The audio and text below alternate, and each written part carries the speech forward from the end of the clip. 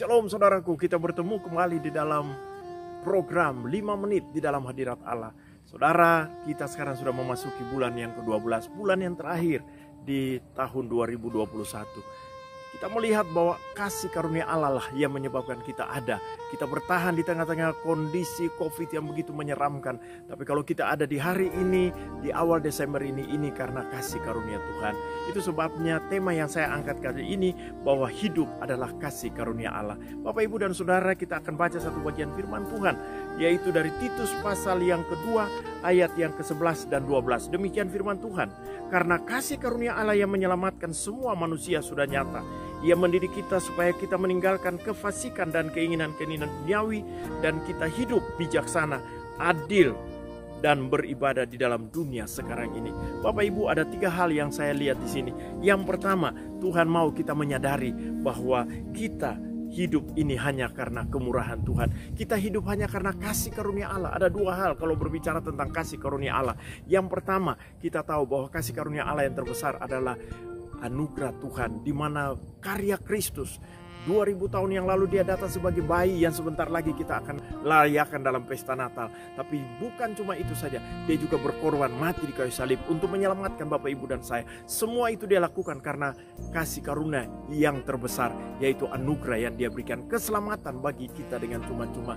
Yang berikut kasih karunia yang lain adalah kemurahan-kemurahan. Kalau kita bertahan sampai bulan Desember ini, bulan terakhir dari 2021, ini pun karena kasih karunia yang merupakan kemurahan Allah yang begitu besar.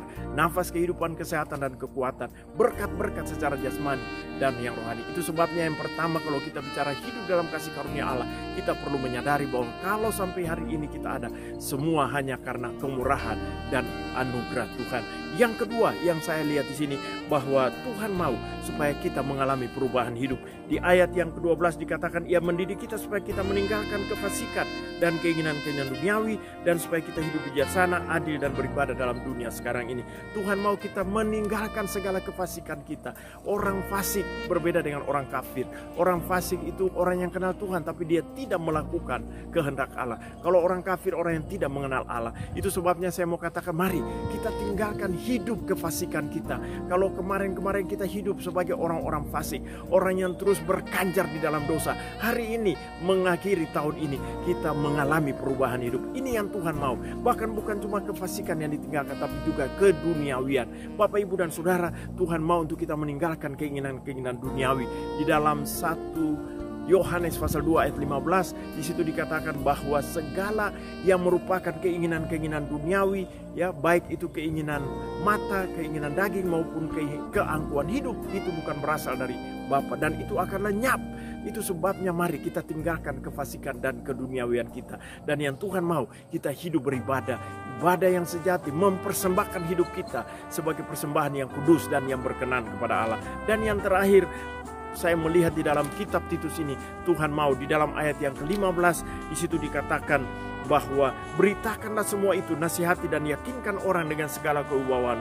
Jangan ada orang yang menganggap engkau rendah. Tuhan mau kita menjadi berkat. Saudara, sudah hampir 2 tahun kita mengalami yang namanya COVID ini. Mari hari ini, sudahkah kita menjadi berkat? Tuhan mau. Mungkin kekristenan kita sudah sekian tahun dari lahir, tapi apakah kita sudah menjadi berkat untuk keluarga kita, untuk lingkungan kita, untuk masyarakat di sekitar kita? Mari saat ini saya ingin mengajak kita semua berdoa. Bapa di sorga, engkau lihat kalau kami selama ini belum hidup menyadari bahwa hidup kami adalah anugerah dan kemurahan Allah. Kalau selama ini kami masih hidup dengan keinginan-keinginan duniawi, kami belum mengalami perubahan hidup, Tuhan ubahkan kami, ampuni kami Tuhan.